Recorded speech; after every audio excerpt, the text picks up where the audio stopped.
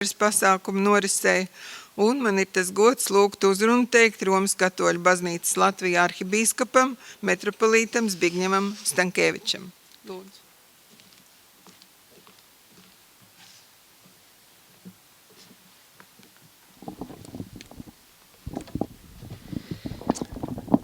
Ļoti cienījamie piemiņas pasākuma dalībnieki. Centīšos neatkārtot jau dzirdēto, bet vienlaicīgi tā kā domāju, ka ne visi ir tik ļoti lietas kursā, tā kā galvenie runātāji vai eksperti, kas ir sapulcējušies, viena daļa varbūt mazliet kaut ko grib zināt arī, kas tāda Latvijas centrālā padome bija. Tad varbūt ievadam daži teikumi. Tātad Latvijas centrālā padome darbojās ar nolūku koordinēt dažādu latviešu pretestības kustību darbību, lai atjaunotu Latvijas valstisko neatkarību. Par oficiālo Latvijas centrālās padomes dibināšanas dienu uzskata 1943. gada 13. augustu. Kad profesors Konstantīns Čakste Adolfa Klīves mājā Pārdaugavā aicināja līdz 1934. gadam Latvijas Saeimā pārstāvēto lielāko partiju pārstāvjus, kuri vienojās gan par jaundibināmās organizācijas nosaukumu, kā arī par organizācijas politisko mērķi. Apvienot visas lielākās Latvijas politiskās partijas cīņā par neatkarīgas, demokrātiskas Latvijas atjaunošanu, noraidot katra veida diktatūru.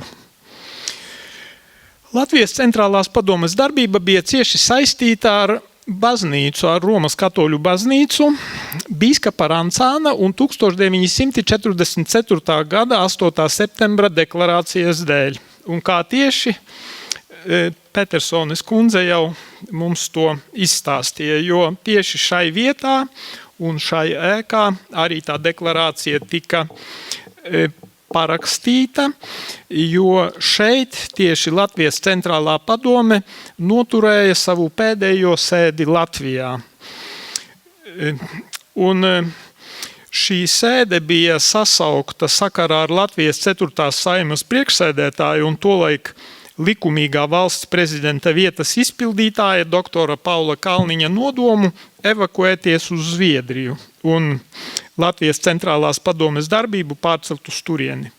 Rīgai tuvojās sarkanā armija un draudēja kārtējā okupācijas varas maiņa, jo atcerēsimies, ka toreiz vēl vācieši šeit bija okupējuši Latviju. Pauls Kalniņš bija latviešu ārsts un politiķis, ilggadējs Saeimas priekšsēdētājs. Viņš bija Latvijas sociāldemokrātiskās strādnieku partijas biedrs. Un interesanti, ka tā partija, liktos viņa varētu flirtēt ar austrumu kaimiņu, bet visas lielākās partijas bija vienotas. Un tā ir tāda, laba zīme un vēstījums mūsdienām partijām vienoties par prioritātēm un par to, kas ir svarīgs priekš Latvijas neatkarības, priekš Latvijas attīstības ilgtermiņā. Tad nākošajā dienā pēc šīs deklarācijas parakstīšanas arī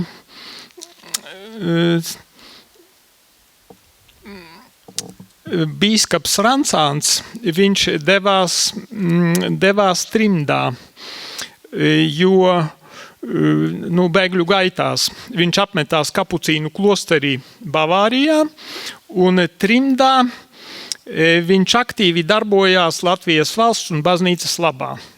Beidzoties karam, viņš ir devies uz Romu pie pāvesta Pija 12., kuram ziņoja par latviešu bēgļu un karagūstekņu likteni.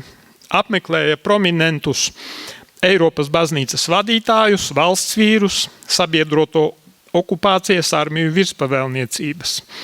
Viņš bija Francijā, Beļģijā, Šveicē, Holandē, Īrijā, Itālijā un Anglijā. Un visur viņš informēja par latviešu un Latvijas likteni. Un viņam bija arī lieli nopelni latviešu kara gūstekņu atbrīvošanā. 1946. gada 10. jūnijā bīskaps Rancāns bija vizītē pie Romas pāvesta un piedalījās Parīzes miera konferencē, apmeklējot arī ANO ģenerālo asambleju. Un 1947. gadā, tātad pēc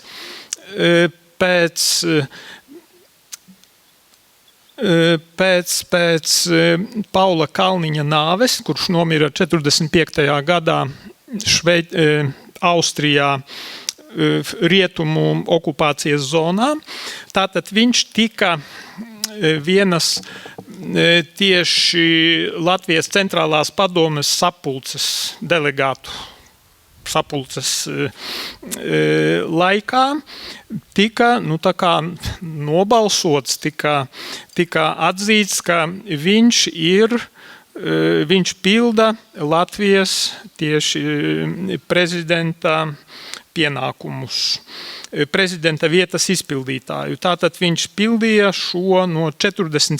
līdz savas nāves brīdim, līdz 69. gadam, vairāk nekā 20 gadus. Un 1964. gadā Vatikāna otrā koncila laikā viņš panāca Rīgas ģenerālvikāra prelāta Juliāna Vaivoda iecelšanu par bīskapu. Un vienlaicīgi viņš turpināja arī būt Rīgas arhidiecēzes sēdekļa palīgbīskaps, lai arī nebija klāt, bet viņš bija pilntiesīgs bīskaps arī laikā, kad Latvijā nebija ne arhibīskapa, jo, kā zinām, metropolīts Springovičs 1958. gadā bija aizgājis mūžībā un nebija neviena darbojošās bīskapa, kuram būtu atļauts, tātad nebija apustuliskā administratora. Un Rancāns 1949. gadā pārcēlās uz dzīvi ASV, kur nodzīvoja līdz savai nāvei. Un viņu tad atbedīja Grand Rapidos, kuru vismaz ārzemju latvieši labi pazīst. Tas ir tāds Latviešu Amerikā, var teikt, centrs, tur netālu ir Garezers, kuru katru gadu latvieši pulcējas, un man bija tas gods 2010. gadā arī tur būt un vadīt latviešiem lielo gada dievkalpojumu, ekumēnisko dievkalpojumu. Bet atgūstot Latvijai neatkarību, 1995. gadā viņa mirstīgās atliekas atveda uz dzimteni, un viņš ir pārabedīts Aglonas bazilikas kriptā līdzās bīskapam Boļislavam Sloskānam un kardinālam Juliānam Vaivodam. Neilgi pirms nāves viņam arī pasniedza Eizenhauera apspiesto nāciju piemiņas rakstu un medaļu. Tātad tik daudz par bīskapu Rancānu, par viņa biogrāfiju.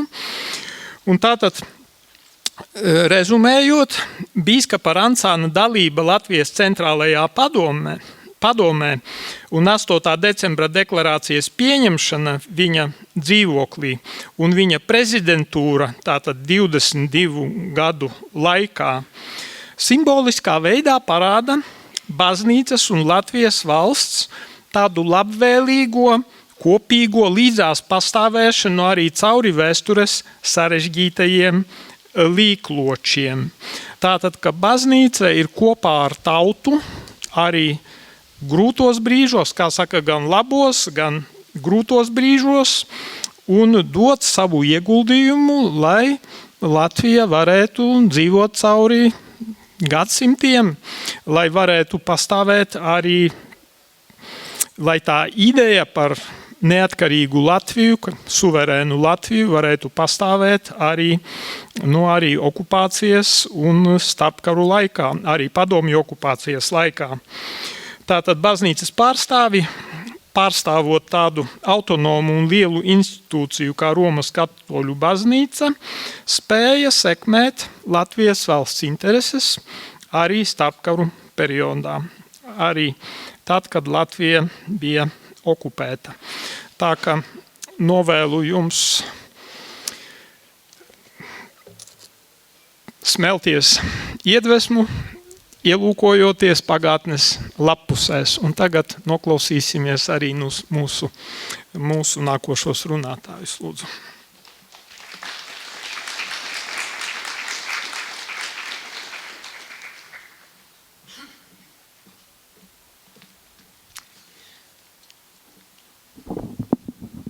Mūs šodien kopā ir aicinājis Latvijas centrālās padomes piemiņas fonds, un šis fonds ir daudzus gadus nenogurstoši darbojies, lai mūsu vēsturiskajā atmiņā reljefāk iezīmētos svarīgākā politiskās pretošanās organizācija Latvijā 2. pasaules kara gados, kas vienlaiks nodrošināja arī zināmas valsts varas pēcsacību okupācijas apstākļos, un tā ir Latvijas centrālā padome, un tāpēc aicinu vārds fonda pārstāvim Eināram Cilinskim, lūdzu.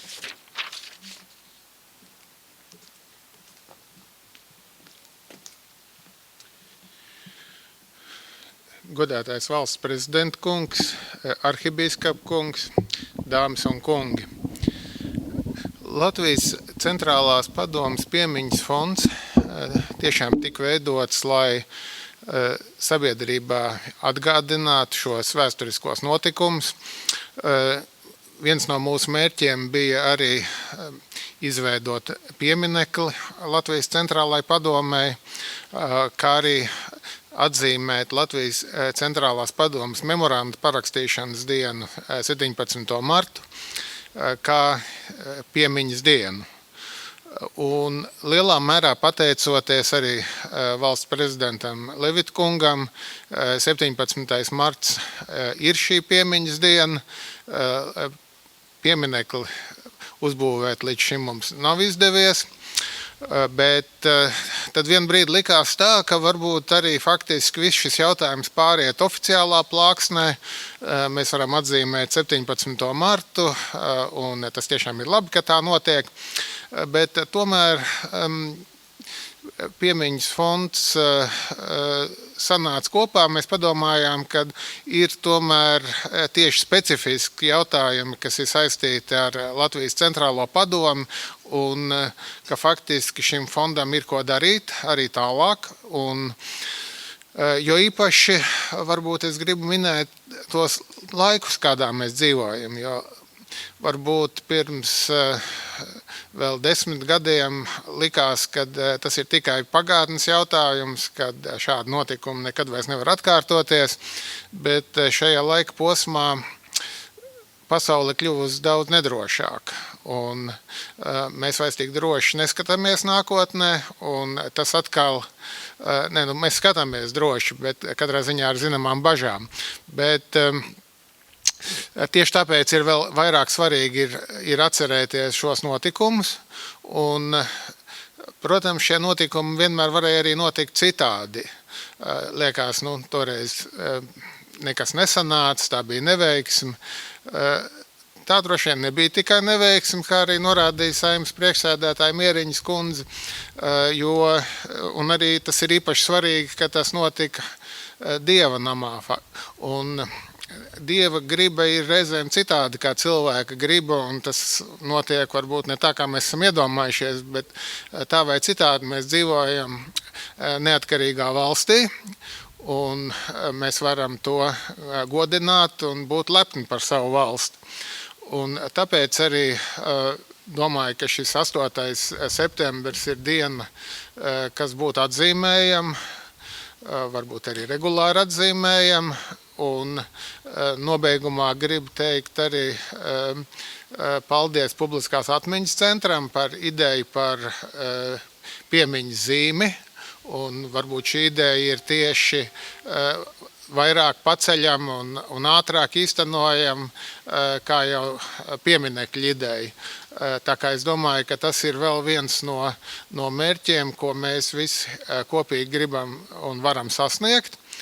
Un liels paldies arī nākamajiem runātājiem, kas ir vēsturē daudz zinošāk varbūt par mani un iezīmēs vēl to ceļu, kādā veidā kā mēs nonācām līdz šim memorandam un deklarācijai, un arī kāda ir šo dokumentu nozīme nākotnē. Un paldies vēlreiz Katoļu baznīcai par to, ka mums šis piemiņas brīdis ir iespējams.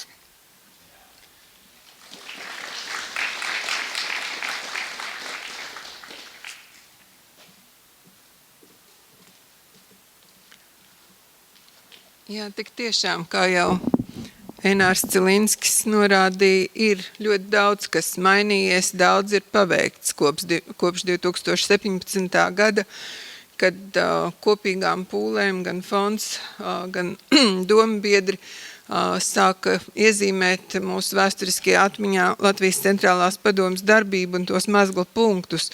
Bez tā, ko Enārs minēja, ir notikušas konferences, diskusijas gan Saeimas namā, Latvijas universitātē, Kara muzejā un pie arhibīskapa minētās pirmās centrālā padomes pulcēšanās vietas Adolfa Klīvas mājā Āgenskalnā netālu no Torņkalna baznīcas ir arī piemiņas plāksne, ko toreiz ar Saeimas iniciatīvu mēs izveidojām.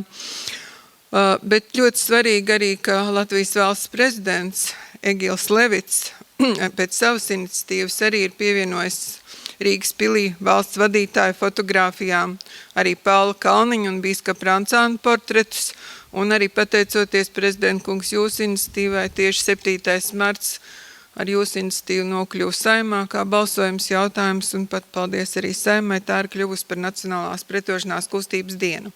Bet tagad laiks pirmajam priekšlasījumam, un vārds priekšlasījumam 1944. gada 8. septembra deklarācijas par Latvijas valsts atjaunošanu konstitucionālā nozīme, Latvijas Republikas īpašajiem pārstāvim, starptautisko tiesību un valstu atbildības jautājumos Egilam Levitam.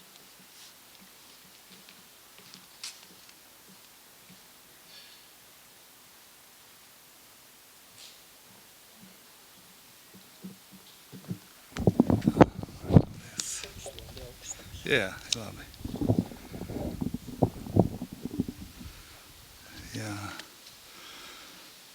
Jā, paldies par iespēju šeit pateikt dažus vārdus par šo deklarāciju. Arhibīskapa kungs, Petersons kundze, publiskās atmiņas centra pārstāvja Jarinovska kundze un Veinberg kungs. 8. septembra deklarācija, es mēģināšu vispirms ielikt vēsturiskajā kontekstā, lai labāk izprastu tā nozīmi. Tajā laikā, 44. gada septembrī, Latvija atradās dubultā okupācijā. Un vispirms viena daļa no Latvijas valsts teritorijas, tur bija vācu karaspēks vēl, un viena otrā daļā jau Latgalē un Vidzemes ziemeļos, tur jau bija padomu karaspēks. Tātad divas okupācijas reāli. Virtuālā okupācija, to uzturēja Padomju Savienība, jo tā gribēja visu Latviju, arī to daļu, kas vēl atradās vācu pārvaldībā. Tā kā Latvija bija, teiksim, atkal, tāpat kā Pirmā pasaules kara laikā, sadalīta starp divām lielvalstīm. Toreiz Krievija, Vācija, tagad arī Vācija un Padomju Savienība. Tātad, un pie tām reāla okupācija un virtuāla okupācija. Abas okupācijas varas centās iznīcināt jebkādu Latvijas valsts iedīgli vai arī pat ideju. Un proti, vācu okupantu mērķis, tas bija nedaudz atlikts pēc kara beigām, pēc vācu iedomātās uzvaras, vispirms uzvarēs karu, un tad mēs rīkosimies, ko mēs domājām. Un tas, kā sakot, bija Latvijai un latviešiem ārkārtīgi bīstami šie plāni. Tie nebija noformulēti līdz galām, bet tik tālu, cik tie bija noformulēti, bija galīgi skaidrs. Tātad vispirms, protams, ļoti ātri tika iznīcināti Latvijas ebreju pilsoņi, tas tika izdarīts, bet pēc kara tātad arī latvieši atkarībā no toreiz uzskatītās rasiskās piederības, viena daļa tiktu ģermanizēta, viena daļa pārvietoti uz okupēto Krieviju. Tā kā latvieši Latvijā kā tādi nepaliktu, un vienlaicīgi arī Latvijas teritorija tiktu ģermanizēta vai no šiem ģermanizētajiem latviešiem, kā arī ar šeit nometinātiem vai, teiksim, iesūtītiem vācu kolonistiem. Tie bija vācu plāni, ne tik realizēti, bet vienkārši tas ir jāzina, kas mums tika gatavots.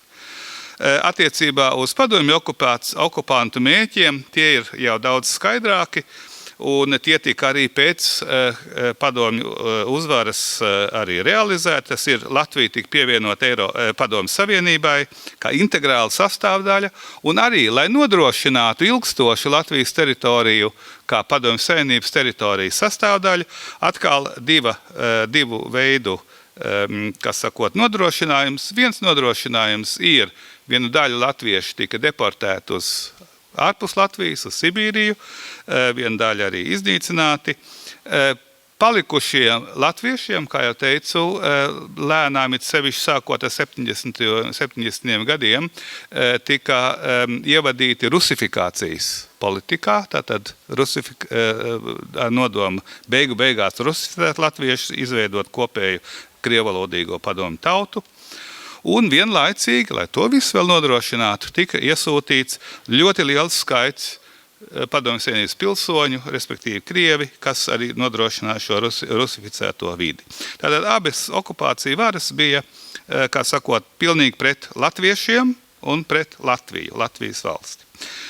Un tieši šādā situācijā tad bija jautājums, ko darīt latviešiem. Kā jau teicu, viena daļa latviešu jau 40. gadā, neliela daļa kolaborēja ar padomju okupantiem, sākot ar 41. gadu kolaborēja ar vācu okupantiem, bet, teiksim, tās kolaborācija ir sekundāra darbība, kas ir atkarīga no tā, kad pastāv okupācija. Bez okupācijas nebūtu kolaborācija. Tāpēc mēs nevaram pierakstīt visu to, kas ir noticis šeit kolaborantiem. Tas ir, kā sakot, okupācijas blakus parādība. Jāatgādina arī tas, ka 40. gadā, 41. gadā padomju okupācijas laikā liela daļa no latviešu elites tika jau represēti un izsūtīti uz Krieviju. Līdz ar to palikusī Latvijas elite bija diezgan plānāka palikusi jau, un līdz ar to arī šī politiskā dezorientācija vai īsti jautājums, ko darīt, arī tādēļ, ka bija, kā sakot, nebija liela daļa Latvijas elites šeit klāt, bija grūtāk pieņemams. Tomēr 43. gadā jau iezīmējās starptautiski Vācijas sagrāve Otrajā pasaules karā. Un tas, protams, arī latviešiem kļuva redzams, jo latvieši sākumā vairāk lika uz latviešu leģionu, kā gadījumā līdzīgi, ka Pirmajā pasaules karā atkal izveidosies situācija, ka mums vajadzēs savu militāro spēku, lai nodrošinātu Latvijas neatkarību, bet jau kļuva skaidrs, ka tas tādā veidā nerealizēsies, jo padomju karaspēks jau bija iegājis daļā no Latvijas teritorijas.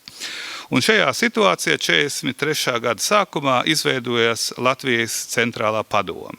Un par to tālāk Neiburga kungs tuvāk pastāstīs, kā tā izveidojās. Es šeit vairāk tagad izteikšu dažas piezīmes par šo juridiski politisko nozīmi, ko Latvijas centrālā padome Latvijas vēstures kontekstā ir devusi. Tātad vispirms jautājums par Latvijas centrālās padomes leģitimāciju. Tātad Latvijas centrālā padome faktiski ir 4. Saeimas turpinājums. Beidzamās saeimas, ko Ulmanis atlaida 34. gada 15. maijā. Jo tāpat kā latviešu pagaida Nacionālā padoma, un es gribu teikt, ka šeit ir zinām analoģija, 17. gadā tā apvienoja latviešu, vai tagad jau Latvijas, lielākās politiskās partijas. Bija pārstāvētas 4 politiskās partijas, sociāldemokrāti, kreisajā pusē, Zemnieku savienība, teiksim, mēreni labējie, Latgales kristīgo zemnieku partija, kas bija arī mēreni labējie, un demokrātiskais centrs, kas bija liberālais centrs. Un kopā šīm 4 partijām bija 49 vietas no 100 beidzamajā saeimā. Tātad, un plus arī Latvijas beidzamās 4. Saeimas prezidija vairākums. Priekšsēdētājs Pauls Kalniņš, kā arī biedri Kārlis Pauļuks un Jāzeps Rancāns, kas jau šeit tika minēts. Tātad tas ir runa par LCP leģitimitāti. Varētu jautāt, vai šāda institūcija vai šāda vienība ir leģitīma kaut ko runāt Latvijas vārdā. Un valsts tiesību teorija saka, jā, katrā ziņā leģitimitāte šajā gadījumā tā nav apstiprināta kaut kādās vēlēšanās, tā ir politiska leģitimitāte, kas tiek ņemta un jāskatās, vai tā tiek atzīta vai netiek atzīta. Katrā ziņā, tāpat kā augstākā padome 91. gadā, kas nebija leģitīma institūcija, tāpat arī tautas padome, tā ir valsts dibināšanas vai valsts atjaunošanas laika orgāns, kuri šo leģitimitāti paši sev piešķir. Un tālākā attīstība tad vai nu šo leģitimitāti apstiprina vai arī noraida. Apskatīsimies tagad, tātad vispirms jau Latvijas centrālā padome tajos apstākļos bija leģitīma vai visleģitimētākā Latvijas valsts pārstāvniecība. Un es vēlreiz uzsveru, ka tā bija pārstāvniecība un nevis organizācija, nevis biedrība. Tā bija pārstāvniecība, pašu uzstādīto pretenziju, mēs pārstāvām Latvijas valsti. Un tas ir kaut kas cits, un pirmo reizi es atkal pieminēšu Latviešu pagaidu Nacionālo padomi, kura arī bija pārstāvniecība, kura uzņēmās pārstāvēt Latviešu nāciju. 17. gadā, tagad LCP pārstāvēja tātad Latvijas valsti 43. un tad vēlāk līdz tātad 44. gadā un tad, protams, arī vēl trimdā kādu dažus gadus.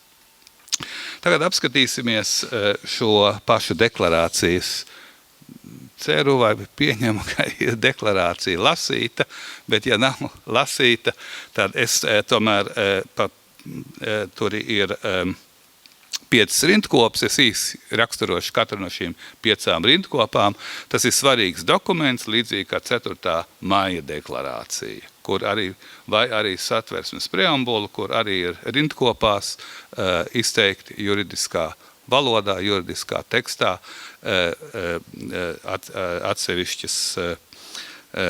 atsevišķi normatīvu uzstādījumi. Tātad pirmā rindkopa ir: Latvijas tauta ir pārņēmusi suverēno varu no svešas varas atbrīvotajā Latvijas teritorijā un atjaunojusi Latvijas republikā suverēnu valsti. Redziet, šeit parādās tā koncepcija pārņēmusi varu no svešas varas atbrīvotā Latvijas valsts teritorijā. Tas nozīmē, tā nav, vai, teiksim, tā uzstādījums nebija organizēt sacelšanos okupētā teritorijā, bet jautājums ir par to, tātad vēlreiz šis priekšstats par to, ka vācieši aizies, Krievi vēl nebūs atnākuši, un šajā brīdī mēs, kā sakot, ieslēdzamies. Tā bija šī koncepcija. Un tiešām Igaunijā 44. gadā tieši tā arī bija. Vācieši 44. gada rudenī aizgāja no Tallinas, Krievi ienāca 2 dienas vēlāk, un pa vidu tika nodibināta ministru prezidenta Ulotsa valdība, kura devās vēlāk trimdā, kā Igaunijas trimdas valdība, kas pastāvēja līdz 92. gadam. Un šo koncepciju, kā sakot, īsi pēc tam pārņēma arī Latvijas centrālā padome. Tad otrā rindkopa ir tātad Latvijas satversme no šīs dienas līdz satversmes reformai iedarbojas atbrīvotajā valsts teritorijā, kā atjaunotās Latvijas valsts republikas pamatlikums. Tātad šeit parādās valstiesiska koncepcija, kā Latvijas centrālā padome neatzīs 34. gada 15. maija, kā sakot, izmaiņas valsts iekārtā, bet atjauno Latvijas satversmi, tāda, kāda tā bija, un tā darbojas līdz Satversmes reformai. Interesanti pieminēt Satversmes reforma, arī 4. maija deklarācijā ir pieminēta Satversmes reforma. Tā kā uzskatīja, ka varbūt tā Satversme nav tik gluži optimāla abos gadījumos, bet tas ir šis jautājums par valststiesisko leģitimāciju, tā ir Satversme. Un tagad interesanti 3. rindkopa. Uz Satversmes 52. panta pamata uz mani, tātad Paulu Kalniņu, kā pēdējās likumīgi ievēlētās un līdz šim laikam tiesiski pilnvarotās Saeimas priekšsēdētāji, ir pārgājusi valsts prezidenta vietas izpildīšana. Ar šo dienu es stājos pie valsts prezidenta vietas izpildīšanas līdz jauna valsts prezidenta ievēlēšanai Satversmē paredzētajā kārtībā. Un šeit Pauls Kalniņš ar Latvijas centrālās padomes piekrišanu izmanto šīs 52. panta pilnvaras. Man jāsaka, ka šeit ir it kā 2 soļi, juridiski tādi ļoti smalki soļi. Pilnvaras pāriet automātiski, bet viņas uzņemās ar noteiktu brīdi. Teiksim, tev ir jāpasaka, jā, es to darīšu. Ja tu to nepasaki, tad tās pilnvaras ir, kā sakot, potenciāls vai inspē. Tātad šīs pilnvaras jau bija pārgājušas katrā ziņā ar Latvijas valsts okupāciju 17. jūnijā, un to izsaka uz mani ir pārgājušas, tātad pagātnes formā šīs pilnvaras, bet es uzņemos tās pildīt ar šodienu. Tātad ar attiecīgo dienu. Tātad, un šajā gadījumā tātad ir skaidrs, ka valsts prezidenta vietas izpildītājs no tā brīža ir Pauls Kalniņš. Un tad, kā viņš dara, viņa pirmais solis ir, kā Latvijas valsts prezidenta vietas izpildītājs uz Satversmes un piešķirtās varas pamata, 56. pants, esmu uzdevis senatoram Mintautam Čakstem sastādīt ministru kabinetu. Mēs tā ik pa laikam parasti reizi gadā lasām avīzē par šī panta izmantošanu, ka valsts prezidents atkal ir uzdevis kādām sastādīt ministru kabinetu, un šajā gadījumā 44. gadā šo pilnvaru ir izmantojis Pauls Kalniņš, uzdodams senatoram Mintautam Čakstem. Te jautājums varbūt Neibūra kungs vēl pastāstīs, kāpēc Mintautam Čakstem, lai gan Latvijas centrālās padomes vadītājs bija viņa brālis Konstantīns Čakste, ja, bet tas tai brīdī jau bija vācu arestēts un līdz ar to, kā sakot, nebūtu varējis pildīt šos pienākumus šajā šaurajā brīdī, kamēr vācieši prom, krievi ir vēl nav ienākuši šos uzdevumus, jo viņš atradās toreiz jau Štuthovas koncentrācijas nometnē, Konstantīns Čakste, un tādēļ Mintautam Čakstem. Un tad uzaicina Latvijas tautu atbalstīt valdību tās atbildīgā Latvijas valsts atjaunošanas darbā. Kāda ir šī deklarācijas, teiksim, nozīme, konstitucionālā nozīme? Šī deklarācija tātad vispirms ir interesanta to, ka tā ir vairākos eksemplāros nodrukāta rakstāmašīna, un viens eksemplārs ir parakstīts, tas ir svarīgi. Tā kā tas nav projekts, kā bieži normatīvie akti ir, vismaz tiek sagatavot projektu līmenī. Tas nav projekts, tas ir parakstīts. Bet viņš nav publicēts. Un ko nozīmē tas, ka šis dokuments nav publicēts? Jo mēs parasti pieņemam, ka dokuments stājās spēkā pēc tam, ka viņš ir paziņots vai no attiecīgajiem adresātiem, vai arī vispārīgi visai tautai. Parasti, protams, visai tautai, bet varbūt atsevišķi gadījumi, piemēram, administratīvi akti tiek paziņoti tikai attiecīgajiem adresātam, vai ne? Bet šajā gadījumā šī paziņošana nenotika vispārīgi, bet es varētu pieņemt, ka Mintauts Čakste par to zināja.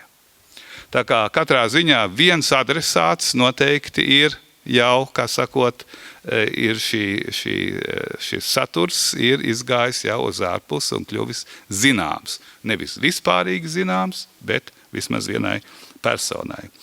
Bet kāda ir šī nepublicēšanas jēga? Nepublicēšana vienkārši viņi nevarēja publicēt. Viņi atradās šajā dzīvoklī un visapkārt bija vācu armija. Kas katrā ziņā šāda veida publicēšana vismaz klasiskā veidā tajā brīdī nebija iespējama, bet tas bija sagatavots dokuments, ko sauc dokuments in spe. Dokuments in spe nozīmē piemērotam brīdim. Tātad, kad brīdis būs piemērots, tad tas tiks darīts zināms. Un tā kā šis dokuments tika pieņemts arhibīskapa dzīvoklī šajā mājā blakām, tad man nāk prātā analoga situācija baznīcas kanoniskajās tiesībās, ka pāvests pieņem lēmumus in pectore. In pectore tas nozīmē lēmums sirdī. Viņš pieņem lēmumu šodien un nevienam nesaka, bet lēmums viņš ir saskaņā ar kanoniskajām tiesībām. Un dažreiz ir sevišķi kardināla iecelšana, kādreiz notiek in pectore. Ja es īsti nemaldos, varbūt to var Stankovičs kungs, man šķiet, ka vispirms arī kardināls Vaivods tika iecelts in pectore, bet katrā ziņā kardināls Pujāts, 90. Jā, tātad 98. gadā tātad pāvests pateica, arhibīskaps Pujāts būs kardināls, bet viņš to pateica sev. Vai viņš to pateica Pujātam? To es nezinu. Nepateica Pujātam, jā, tātad. Bet saskaņā kanoniskām tiesībām tas ir derīgs lēmums. 2001. gadā tas tika darīts zināms publiski. Viduslaikos in pectore kādreiz arī ierakstīja pāvesta testamentā, un kad atklāja šo testamentu, uzzināja, ka tāds un tāds ir iecelts pa kardinālu, un tai brīdī arī, protams, viņam bija visas kardināla tiesības.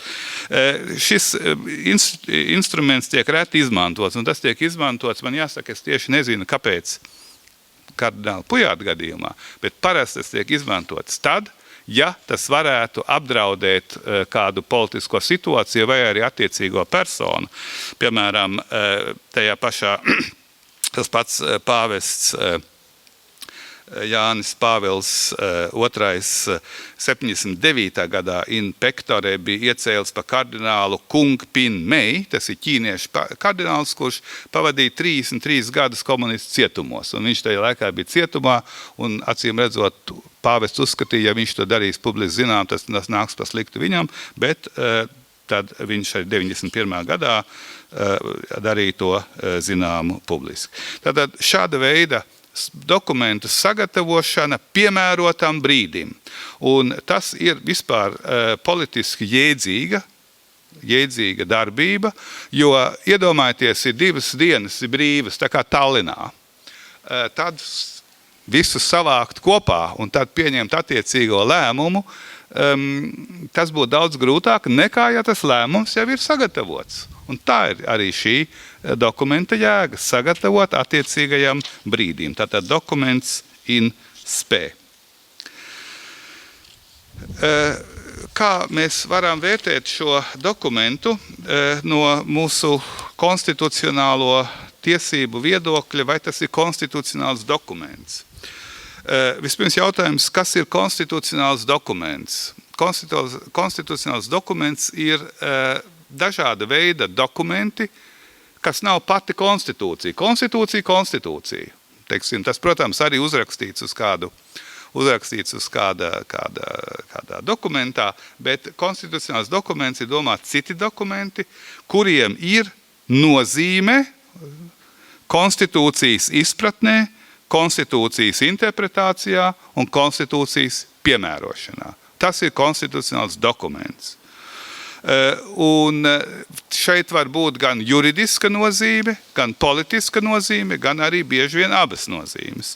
Teiksim, klasisks Latvijas konstitucionālās tiesībās blakus satversmei konstitucionālais dokuments, piemēram, ir 4. māja deklarācija, kam ir juridiska nozīme un kur izmanto arī, protams, gan tieši piemērojot, gan arī it sevišķi satversmes interpretācijā. Un satversmes tiesai ir virkne spriedumu, kur tika piemērots šis konstitucionālais dokuments.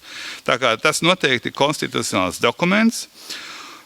Konstitucionāls dokuments, kā es teicu, varbūt ar juridisku nozīmi, varbūt ar politisku, varbūt ar abiem. Un šeit es gribu salīdzināt ar atkal pieminēto Latviešu pagaidu Nacionālo padomi, un Latviešu pagaidu Nacionālā padome 17. gada rudenī un 18. gada sākumā pieņēma virkni dokumentus, rezolūcijas, kas paredzēja dibināt Latvijas valsti.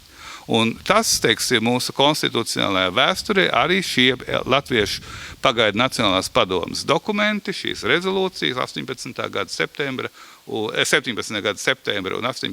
gada marta rezolūcijas ir uzskatāmi par konstitucionālajiem dokumentiem ar politisku nozīmi, vēl ne juridisku nozīmi. Jautājums ir šeit, es teiktu, ka tas ir salīdzināms ar šiem dokumentiem, jo juridisku nozīmi ieguva viena īpaša, nevis tas, ka tika atjaunot Latvijas valsts vara, jo tā, kā sakot, juridiski, vienkārši tāpēc, ka neviens par to neuzzināja, netika atjaunota, bet ir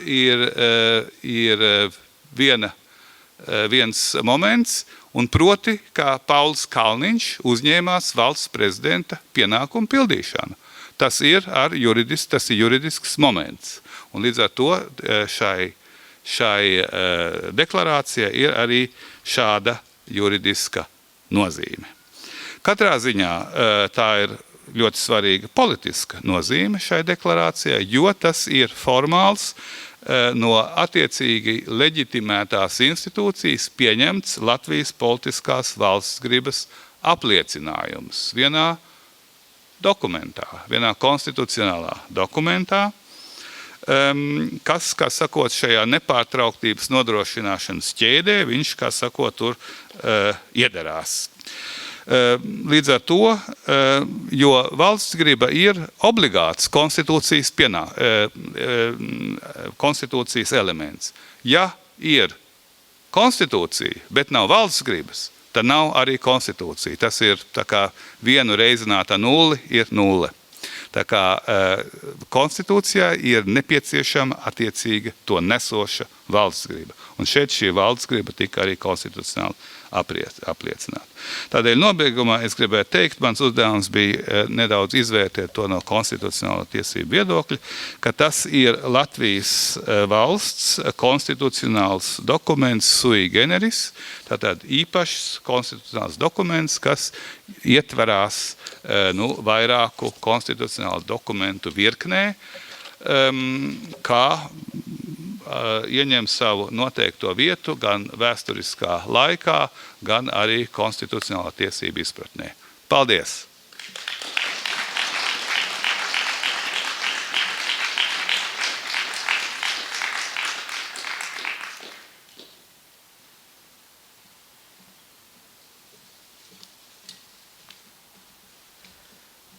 Paldies, prezidenta kungs. Tagad ar bīskapa Andra Kraveļa gādību mūs gaida muzikāls priekšnesums, pēc kura turpināsim klausīties priekšlasījumus. Paldies!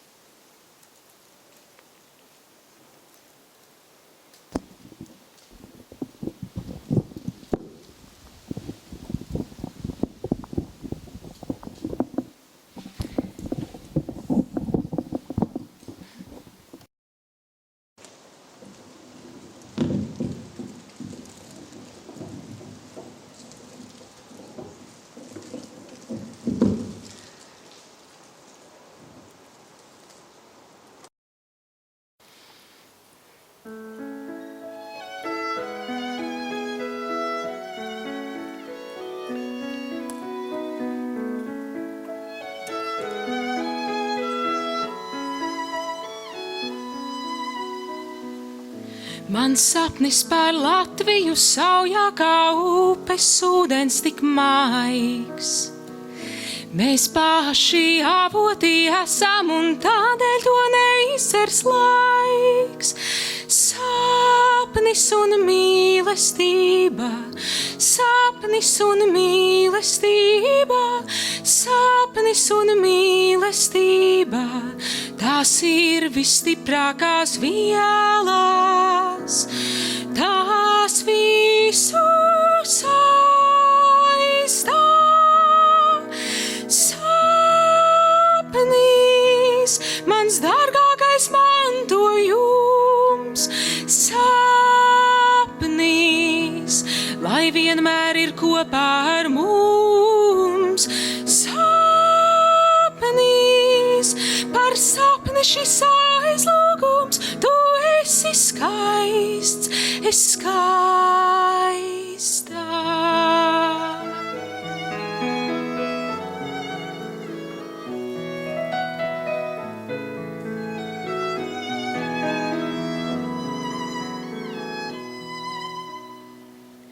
Mans sapnis par Latviju saujā kā vējā svecīte trīs. Mēs paši kā svecītes degām un tādēļ tas nedzisīs.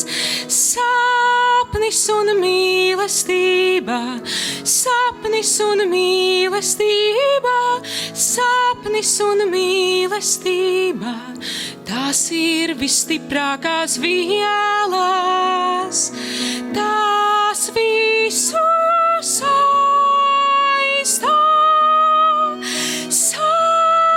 Sapnis, mans dārgākais mantojums, sapnis, lai vienmēr ir kopā ar mums. Sapnis, par sapni šis aizlūgums, tu esi skaists, es skaistā. Sapnis, mans dārgākais mantojums, sapnis, lai vienmēr ir kopā ar mums. Sapnis, par sapni šis aizlūgums, tu esi skaists, es skaistā. Tu esi skaists, es skaistā.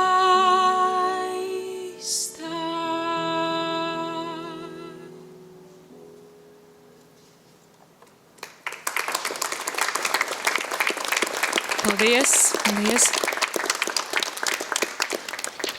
Liels pagodinājums šeit būt jūsu vidū šodien. Liels prieks arī par skaisto laiku un jā, par šo pateicības laiku, ko varam veltīt par mūsu Latviju un par to, ka zem mierīgām debesīm un saulēnām debesīm mēs šodien šeit varam būt. Un pirmā dziesma bija Jānis Lūsēns un Māra Zālīte sapnis par mīlestību. Un piesakot nākamo dziesmu, jau tika pieminēts Romas pāvests un arī tieši šī pāvests Jānis Pāvils II. Viņš savam pāvesta kalpojumā bija izvēlējies moto totus tuus, kas no latīņu valodas nozīmē viss tavs. Un tā ir tāda lūkšana jaunavai Marijai, kas izsaka cilvēka veltīšanos un pilnīgo atdošanos šai Jēzus mātes mīlestībai un gādībai. Un skaista sakritība ir, ka tieši šodien baznīcā tiek pieminēta jaunava Marija un šodien tiek svinēta viņas dzimšanas diena. Un tāpēc nākamā dziesma ar šiem vārdiem totus tuus.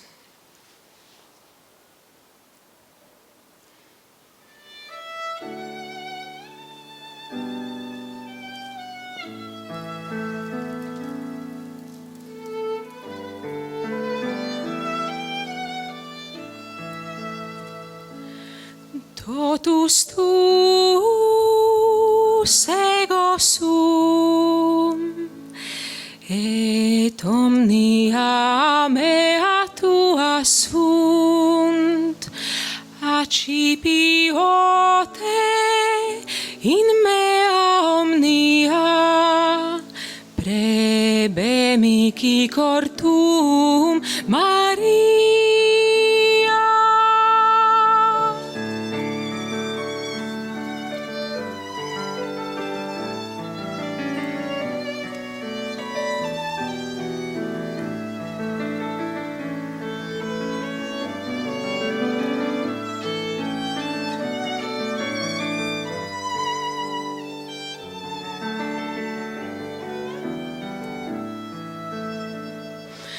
Es viss esmu tavs, un viss, kas pieder man, ir tavs.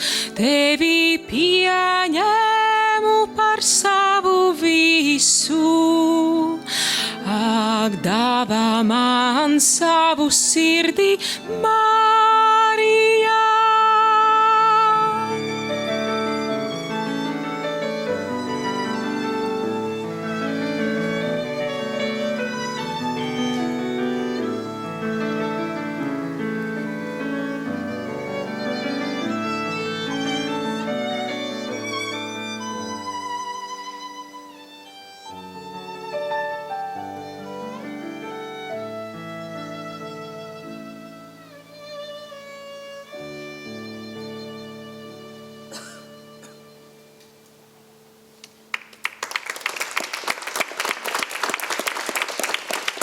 Paldies Madarai Jaudietai par šo skaisto dziesmu.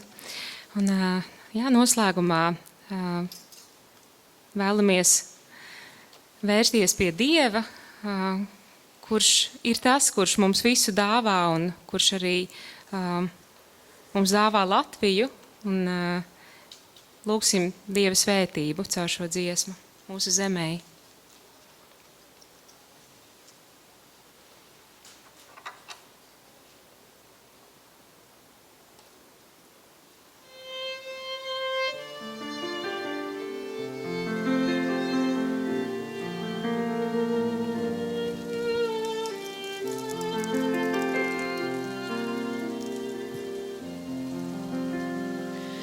Ved mani Dievs un manas gaitas svētī, lai manas dzīves uzdevums nav velns, kā ceļinieks, kur taisu savu teltī, lai mani apgaismo tavs zvaigžņu zelts.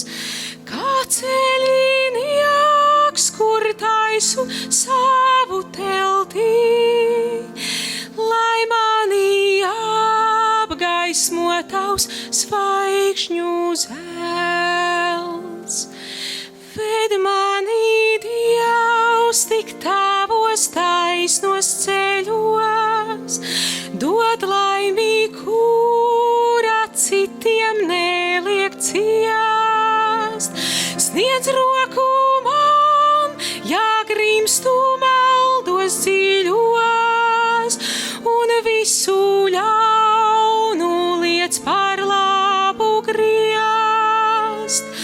Sniedz roku man, ja grimstu maldos dziļos, un visu ļaunu liec par labu griezt.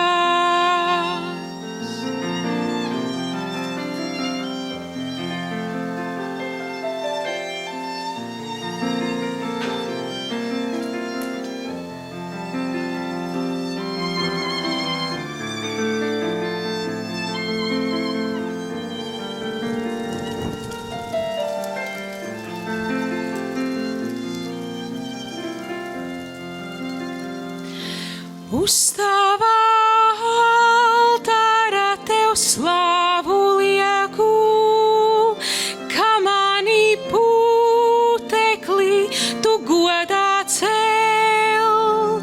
Liec strādāt, kungs, dod žēlastības laiku, lai mana tevu zeme jaukāk zem. Liec strādāt,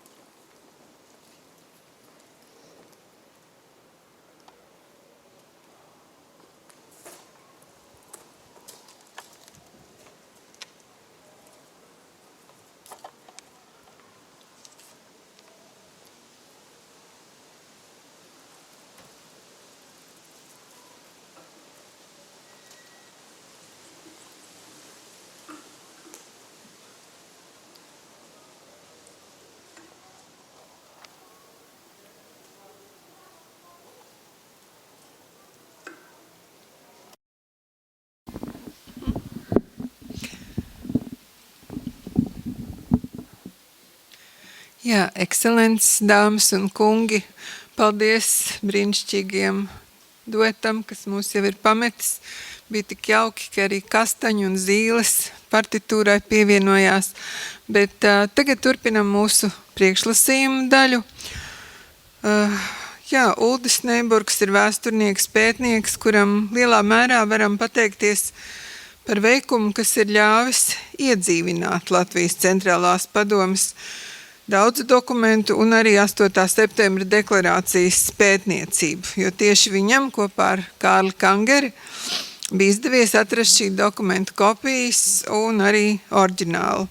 Kā arī gadiem ilgi viņš ir pētījis šo dokumentu tapšanas vēsturi, personālijas vēsturisko fonu, tāpēc aicinu Uldi Neiburgu, vēstures doktoru, Latvijas Zinātņu akadēmijas korespondētāju locekli, Latvijas Universitātes Latvijas vēstures institūta vadošo pētnieku un arī Latvijas valsts pētījuma programmas projekta Latvijas 20. 21. gadsimta vēsturi, un tur vēl ir detalizācija vadītāju. Uzstāties ar priekšlasījumu 1944. gada 8. septembra deklarāciju par Latvijas valsts atjaunošanu, tās vēsturiskie aspekti un nozīme. Lūdzu.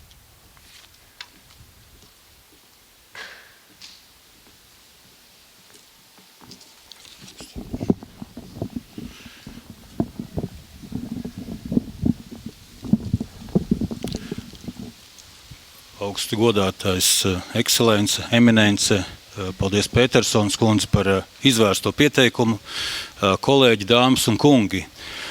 Šodien esam pulcējušies, lai pieminētu un godinātu 1944. gada 8. septembrī valsts prezidenta vietas izpildītāja un saimnes priekšsēdētāja Paula Kalniņa parakstīto deklarāciju par Latvijas valsts atjaunošanu, kas tāpat kā rīkojums par ministru kabineta vadītāja nozīmēšanu tika pieņemts pēdējā Latvijas centrālās padomes vadības sēdē Rīgā, kas izrādījās pēdējā pirms tātad Latvijas galvaspilsētas nonāca okupācijas varu maiņā, kad nacistu okupācija šeit nomainīja otrreizējā padomju okupāciju. Savā uzrunā es runāšu vairāk kā vēsturnieks, balstoties uz vēstures dokumentiem, avotiem, atsliecinieku liecībām, un mēģināšu saprast, kādā veidā tad Latvijas centrālā padome vai Pauls Kalniņš nonāca līdz šai 8. septembra deklarācijai, kādi bija mēģinājumi pirms tam darīt, kādus spērt līdzīgus soļus, kā arī varbūt noslēgumā mēģināšu sniegt kādus vēsturiskās pētniecības perspektīvā tendētus vai balstītus slēdzienus par šo notikumu. Pirmkārt jau, ja mēs skatāmies, kas tad notika iepriekš kopš Latvijas centrālās padomes dibināšanas 44. gada 13. augustā, mēs redzam, ka jau tajā dienā tapusī politiskā platforma, ko LCP pieņēma, vēstīja, ka atjaunotās Latvijas Republikas pagaidu valdība ir veidojama no visu galveno politisko grupu pārstāvjiem, kas atzīst neatkarīgu un demokrātisku Latvijas Republiku. Tātad skaidri tika iezīmēta balstīšanās uz 1922. gadā satvērsmi, kas paredzēja LCP skatījumā, ka būtu jāatjauno Latvijas valstiskums, un cerība bija uz brīdi, kā jau te iepriekš izskanēja, kad Vācijas karaspēks būtu sācis atkāpties, bet PSRS armija vēl nebūtu ieņēmusi Latvijas teritoriju. Tāpat 13. augustā tika pieņemta LCP deklarācija sabiedroto nācijām, kurā bija deklarēts, ka tiklīdz kara apstākļi atļaus, Latvijā konstitucionālā kārtā radīsies valdība un satversmē paredzētie valsts orgāni, kas reprezentēs visu Latvijas tautu un tās politiskās grupas. Bet viens ir politiskās deklarācijas, otrs ir veids vai varbūt līdzekļi, kā tās mēs spējam vai mēģinam īstenot. Un par to, kādā veidā LCP redzēja iespēju šos politiskos mērķus īstenot, mēs varam spriest pēc bijušam Latvijas sūtnim Stokholmā Vodmaram Salnējam slepeni nosūtītā apkārtraksta, ko LCP bija izdevusi 1944. gada 27. februārī, kurā bija uzsvērts, ka Vācu armija atkāpjoties, mēs varētu uzstāties no Vācijas politiski un militāri neatkarīgi. Tas nozīmē, ka mums būtu izšķirīgā brīdī jāpasludina Latvijas Republikas faktiskā suverenitāte par atjaunotu, jāieceļ valdību un jāizsludina Latvijas Republikas vārdā mobilizācija. Pie tautas būtu tad valdībai jāgriežas ar uzsaukumu, uzaicinot to aizstāvēt neatkarīgu un demokrātisku Latviju pret Krievijas iebrukumu. Vienīgi šādam Latvijas vārdā un par Latviju dotam solījumam varētu būt panākumi, un tikai tādā gadījumā visa latviešu tauta būs gatava cīnīties. Svarīgs aspekts, kas varbūt līdz šim mazāk izskanējis, bet kam šodien mums nav īpaši daudz laika pievērsties, protams, ir sarežģītās attiecības starp Latvijas centrālo padomi un Latvijas diplomātiem rietumos, jo, ja mēs runājam par LCP leģitimitāti, kā Levita kungs teica, tad no valsts konstitucionālo tiesību viedokļa mēs to šādi varam skaidrot un pieņemt, bet no tā laika reālās situācijas viedokļa tā laika reālās situācijas mums jāatcerās, kad Latvijas diplomāti rietumos bija tie, kurus tobrīd kaut arī ierobežotā apmērā atzina rietumu valstu valdības, Latvijas ārkārtējo pilnvaru pārstāvja sūtnis Zariņš, sūtnis Bilmanis, Lielbritānija un ASV, un ar viņiem nācās lavierēt starp to, lai viņu tātad tiesības pārstāvēt Latviju netiktu vēl vairāk kādā veidā likvidētas, ja viņi iestātos, ka tagad augstākā valsts pārstāvniecība tobrīd pieder Latvijas centrālajai padomei, un tur ir zināmas tādas, problemātika, ko kara laikā centās polemizēt abas puses, kas līdz galam netika atrisināta ar pēckara laika trimdā, jo bija svarīgi saglabāt šo konsensusu starp šīm abām pusēm un neapdraudēt jau tā šo trauslo Latvijas, Baltijas valsts okupācijas aneksijas neatzīšanas politiku un tam līdzīgi.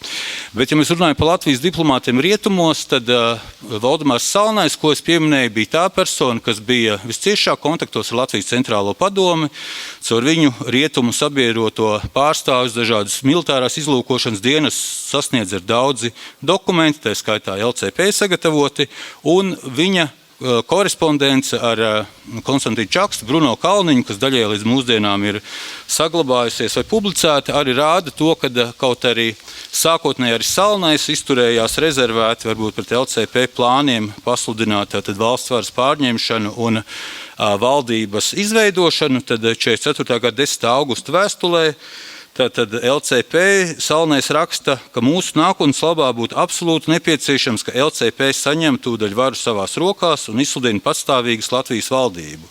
Tas pie zināmiem apstākļiem miera konferencē var būt izrādīties par vienīgo trumpi, ar ko aizstāvēt mūsu patstāvību. Tālāk, ja vien iespējams, dariet to. Tālāk, ja mēs skatāmies arī uz to, vai bija kādi mēģinājumi par valdības pasludināšanu vai neatkarības atjaunošanas pasludināšanu, tad mēs varam saskatīt, ka tādi bija vairāki vēl pirms šī 8. septembra akta, un par to gan arī diezgan skopas liecības. Piemēram, LCP Ventspils sakargrupas dalībnieks Oskars Alksnītis pēc kara trimdā ir sniedzis liecības, kad LCP militārās komisijas loceklis un ģenerāļa Kureļa grupas štāba priekšnieks kapteinis Upelnieks jau 44. gada jūnijā ir apsvērs iespēju pirmkārt izsludināt LCP plānoto Latvijas valsts atjaunošanu, nodibināt pagaidu valdību, otrkārt nokārtot šo ziņu publicēšanu laikrakstā un laikraksta izplatīšanu, treškārt nodrošināt laikraksta izdevēju un redaktoru slēpšanu no Vācu SD un iespējamo viņu pārvešanu uz Zviedriju. LCP paziņojuma iespiešanai pat esot saņemta Ventspils laikraksta Vēncas balss redaktora piekrišana, tomēr šī iecere nav realizēta. Vēl divas citas liecības, dažādas izcelsmes, tātad arī ļoti pazīstama un viena no nozīmīgākajiem bēgļu laivu pārcēlājumiem Eduarda Andersona pēckara padomju tātad Čekas nopietināšanas protokolā atrodamā liecība ļauj mums spriest, kad viņš tiekoties ar Leonīdu Siliņu 44. gada jūlijā ir uzzinājis informāciju, kad LCP un ģenerāļa Kureļa grupa plāno tuvākajā laikā veikt militāru sacelšanos. Tas mazliet pretrunā ar to, ko Levita kungs teica, bet tas vairāk attiecās varbūt uz kureliešiem, ne tik daudz uz LCP politisko pārstāvniecību. Tātad, un pasludināt Latvijas neatkarību, ko par radio izsludināšot arī uz ārzemēm. Tai esot jānotiek, esot bijis vēl pirms Rīgas nonākšanas otrreizējās padomju okupācijas pakļautībā, paredzēts bija iesaistīt pieejamos latviešu bruņotos spēkus, tā skaitā latviešu aizsargu, policijas un leģionu vienības, un vienlaikus sagaidīt tātad amerikāņu un britu atbalstu. Un vēl viena liecība par LCP plāniem kaut ko darīt lietas labā ir sociāldemokrāta Feliks Cielēna vairāk ziņojumi ASV vēstniecībai Stokholmā. Kā zināms, Cielēns jau bija sasniedzis Gotlandu 44. gada maijā, vēlāk sadarbojās ar amerikāņu diplomātiem, un tātad, piemēram, 44. gada 15. augustā adresētajā amerikāņiem ziņojumā pašreizējā militārā politiskā situācija. Viņš raksta, ka ir bijuši plāni, kad jau 2 nedēļas iepriekš ir gaidīts, ka slepenā Latvijas centrālā padome pasludinās Latvijas valdību, un provincē pat esot notikuši daži priekšdarbi augstākās varas pārņemšanai. Šīs vēstures liecības, diemžēl, ir nepietiekamas, lai spriestu, cik daudz šie bija plāni un cik daudz tā izstrādes pakāpe bija tuvu, vai tā bija gatavi arī tai nopietnai realizācijai. Tomēr šīs liecības neliek šaubīties, ka šādi plāni vai ieceres ir pastāvējušas. Un kāpēc tās nebija tobrīd īstenojums? Mans izskaidrojums lielā mērā ir ar to, ka šī tobrīd militārā situācija, mēs zinām 44. gada jūlijā sarkanās armijas ofensīvu rietumu virzienā, tātad Latvijas teritorijas šķērsošana, un 44. gada 3. jūlijā sarkanā armija izdzen Ķīli līdz Rīgas tātad jūras līcim pie Klapkanciema, un uz 3 nedēļām līdz pat 20. augustam, kad šo teritoriju, tātad tos atspiež padomju spēkus atpakaļ vācu karaspēkus un ar latviešu karavīru vienības, ir zināms haoss, tātad ir pārgriezta Latvijas teritorija uz pusēm, kur ir Kurzemes daļa un Rīga un, teiksim, pārējā, vēl padomju neiekarotā daļa, un tas rada haosu un apjukumu gan nacistu pārvaldes, militārās struktūrās, gan arī latviešu pašpārvaldē, sabiedrībā kopumā, un, protams, arī Latvijas centrālās padomes darbību, kas stipri tā kā ierobežo. Tomēr, kā mēs zinām, pienāk 1944. gada 8. septembris, un šis mēģinājums atjaunot Latvijas valsts neatkarību, jeb es tos esmu kādreiz savās publikācijās saucis par nenotikušo neatkarības dienu, kas varbūt atkal jāuzsver no valsts konstitucionālo tiesību viedokļa, varbūt izskatās savādāk, tad šis notikums notiek 8. septembrī. Levita kungs minēja, ka vismaz viens Paula Kalniņa parakstītās deklarācijas un rīkojuma adresāts Mintauns Čakste visdrīzāk par to zināja. Es to varu apstiprināt, jā, jo tas, ko mēs spriežam pēc dažādiem vēstures liecībām, Mintauns Čakste bija viens no tām personām, un es atļaušu tos nosaukt vārdā. Tātad pavisam ir nosaukts 14 cilvēki, tātad tie ir Pauls Kalniņš, Klāra Kalniņa, Klaus Lorents, Fricis Menders, Jānis Rudzis, tie visi ir sociāldemokrātu pārstāvji, bīskaps Rancāns, advokāts Jānis Breikšs, senators Mintauns Čakste, profesori Arnolds Aizselnieks un Andrejs Teikmanis, ārsts Vikentijs Barkāns, lauksaimniecības atašējs Emīls Zelmenis, ģenerālis Werners Tepfers, kapteinis Upelnieks un vēl citi vārdā nenosaukti.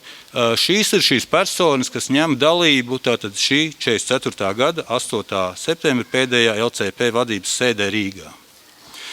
Vēl viena tāda interesanta lieta ir, kāpēc šī sēde notiek 8. septembrī. Stankevičs kungs jau to minēja, kad Pauls Kalniņš gatavojās un arī Jāzeps Rancāns gatavojās doties trimdā. Vēl vēstures avotos tiek atzīmēts bez tā, kad bija pagājis mēnesis kopš pēdējā Latvijas valsts prezidenta dzīvā vēl to brīdi Alberta Kvieša nāves, kas mir 9. augustā, kā zināms, varbūt juridisks faktors. Un atmiņās, ko Pauls Kalniņš pats atcerās, ka 9. septembris, tad nākošā diena pēc šīs deklarācijas parakstīšanas, ir bijis datums, un Kārlis Kangers varbūt var vēlāk pielabot, ja, bet vismaz Kalniņa interpretācijā tas ir datums, kad vēl nevajadzēja vēl īpašas atļaujas, lai caur Jūrmalu dotos uz Kurzemi, un tāpēc tas ir nolikts kā datums, kad vēl varēja bez kādiem sarežģījumiem tātad, sasniegt Kurzemes piekrasti un doties bēgļu gaitās uz Zviedriju. Realtātē mēs zinām, un mazs precizējums Stankeviča kunga teiktajam, arhibīskaps Rancāns tā gluži nedavās uzreiz bēgļu gaitās kaut kur, bet viņu vācu drošības policija, tāpat kā citu tātad, konfesiju pārstāvis, augstākos pārstāvis, vispirms lika viņiem principā piespiedu brīvprātīgā kārtā, mēs varētu teikt, ar kuģi doties no Rīgas uz Liepāju, un tikai 9. oktobrī no Liepājas viņš devās uz tātad Vāciju, un Pauls Kalniņš, kā mēs zinām, notika šis misēklis uz motorlaivas Gulbis. 44. gada 21. septembrā, kad viņš centās sasniegt tātad Gotlandi, šo motorlaivu pārtvēra vācu karakuģis, un Pauls Kalniņš, tātad Zviedrijas vietā nonāca tobrīd Vācijas okupētā Polijā, vai, teiksim, Vācijas tagad tā brīža teritorijā. Diemžēl no šiem 14 vismaz uzvārdiem, kurus es nosaucu, ļoti maz cilvēku ir izteikušies pēc kara par šo pēdējo 8. septembra sēdi. Pamatā ir divas liecības, ir gan šis Paula Kalniņa viens no, teiksim, atmiņu liecībām 45. gada vasarā, kas ir tapusi, un vēlāk 52. gadā ir bīskapa Rancāne, tātad tapis veltījums Paulam Kalniņam, kur tiek arī apstiprināts, ka šī sēde notikusi šeit Mazā pils ielā 2, kur tobrīd atrodas Romas katoļu Rīgas arhidiecēze. Bet interesants ir fakts, kas gan varbūt nav līdz galam pārbaudīts, un es pieņemu, ir iespējams varbūt kāda jaukšanās ar datumiem vai vietām, jo arī šajā adresē notika Vācu okupācijas laikā LCP sanāksmes, tad līdz šim nepublicētā LCP Zviedrijas daļas, tātad plenāras sēdes, kas notika 48. gada 13. augustā Stokholmā protokolā, ir fiksēts tātad Jāņa Breikša stāstījums, es citēju par dienu, kad izvadīja Saeimas priekšsēdētāju Paulu Kalniņu uz Ventspili tālākā ceļā. Tas toreiz notika Skolas ielā 11, bīskaps Rancāns atradās visā savā amata tērpa spožumā, izgatavojam 2 dokumentus tam gadījumam, ja būtu jāsastāda valdība. Bija svarīgi, lai katram gadījumam būtu zem šiem dokumentiem Paula Kalniņa, kā valsts prezidenta vietas izpildītāja paraksts. Dokumentus nodeva kūrijas glabāšanā bīskapam Rancānam, jo tobrīd bija doma, ka viņš nekur nebrauks, bet vēlāk viņu piespieda aizbraukt. Par to adresi varētu būt miseklis, par procesu vai lietu būtību. Es domāju, tā sakrīt ar citām liecībām, un pilnībā apstiprina arī bīskapa Rancāna iesaisti šajos notikumos. Tālāk, ja mēs skatāmies, un kas varbūt svarīgi saprast, un te izskanēja, ka mums ar Kārli Kangeru izdevās šos dokumentu oriģinālus atrast, tā tas patiešām bija, bet vēl varbūt ir vērts atcerēties, kad mēs vispār uzzinājām par 44. gada 8. septembra deklarāciju pirmo reizi. Un ja es jums jautātu, tad varbūt daudzi no jums būtu grūtības atbildēt, droši vien pēdējos gados esam daudz dzirdējuši. Bet, ja mēs skatāmies, kad šis deklarācijas teksts ir nevis publicēts, nevis publicēts kā faksimils, kā dokuments, bet publicēts tā teksts, tas ir 1994. gads. Edgara Andersona, tobrīd jau nelaiķa vēsturnieka, un Leonīda Siliņa sastādītā grāmata, tātad Latvijas centrālā padome, kad iznāca Upsalā, vēlāk tika pārizdots šeit Latvijā. Tur ir tātad šis deklarācijas teksts publicēts, taču tur ir tāda neskaidra lieta, kad valdības sastādīšana ir tātad uzdota NN, tātad neatšifrētai personai, un Siliņa citās publikācijās ir diezgan neprecīzi vai teiksim, pretrunīgi dažviet minēts, kad ir abi brāļi Čakstes minēti, kam būtu uzdots sastādīt šo valdību. Tas, kad kā īstenībā bija un kādi varētu būt apsvērumi, to mēs varam spriest tikai no šī dokumenta oriģināla. Un ar to dokumentu oriģinālu tā īsā priekšvēsture tad ir tāda, ka 2008. gadā es griezos pie Leonīda Siliņa atkrātnes Zigrīdas Siliņas, kura laipni piekrita man un Kālim, ka mēs apciemojam viņu tātad Stokholmā, un mēs šķiet bijām viena no tiem retajiem, kuriem bija iespējams iepazīties ar Leonīda Siliņa privāto arhīvu.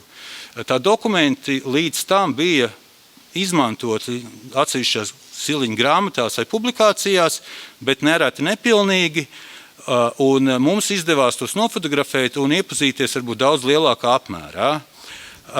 Taču šī Siliņa arhīvā mēs atradām šo norakstu, uz kura bija, teiksim, atzīmes, ka tie glabājas Vēsteras pilsētas bibliotēkā, kur bija ar latviešu tātad grāmatu un dokumentu fonds. Un mūsu tālākie meklējumi vainagojos ar to, ka 2014. gadā šī fonda krājums, kas glabājās Zviedrijas valsts arhīvā, tā nodaļā Stokholmas piepilsētā Ārningē, kad šeit mēs atradām arī šīs dokumentu oriģinālus. Tobrīd arī kļuva skaidrs, kā tad tie ir nonākuši Zviedrijā, jo šos dokumentu oriģināls tad Paula Kalniņa deklarāciju un rīkojumu par valdības izveidošanu Zviedrijas šīs Vesterosas Latviešu bibliotēkas krājumā bija nodevusi tātad Mintauta Čakstes atraitne Marta Čakste, tas notika 1978. gadā. Par to liecina viņas vēstule juristam Kārlim Ozoliņam, kurš ir pazīstams ar to Konstantīnam Ozoliņam, kurš bija tātad Vācu laikā līdz 8. maijam viņš pildīja latviešu karavīru palīdzības vadītāju pienākums Kurzemē, bet vēlāk strādāja šajā Vesterosas bibliotēkā. Tātad kļuva skaidrs, ka 78. gadā tātad Marta Čakste nodod šo dokumentu Ozoliņam, Ozoliņš 80. gadā šī dokumenta kopijas izgatavo Leonīdam Siliņam, un Kārlis Kangers pat vēlāk atcerējās, kad 80. gada beigās kopā ar toreizējo dzīvesbrietu valodnīcu Baibu Kangeri viņi viesojušies pie Ozoliņa, kas ar lielu pietāti arī rādīs šos dokumentus. Kāpēc šis dokumenta oriģināls ir interesants un ko tas pasaka no tā, ko nepasaka varbūt līdz tam publicētie vai pārstāstīto tekstu kopiju varianti? Un te man Levita kungam grūti piekrist tādā ziņā, kad par tām vairākām kopijām es personīgi neesmu redzējis vairākas kopijas, bet iespējams, ka tika noņemti noraksti un izplatīti, bet kas mums ir zināms, tad ir oriģināls Zviedrijā un ir šī oriģināla noraksts 78. gadā, 80. gadā, ko Ozoliņš veica Siliņa vajadzībām, vai vēl kādas kopijas tika veidotas 8. septembrī, to mēs tikai nezinām. Ja? Vismaz mums vēsturniekiem nav tādu pārliecinošu pierādījumu, ka tas tā būtu noticis. Ja?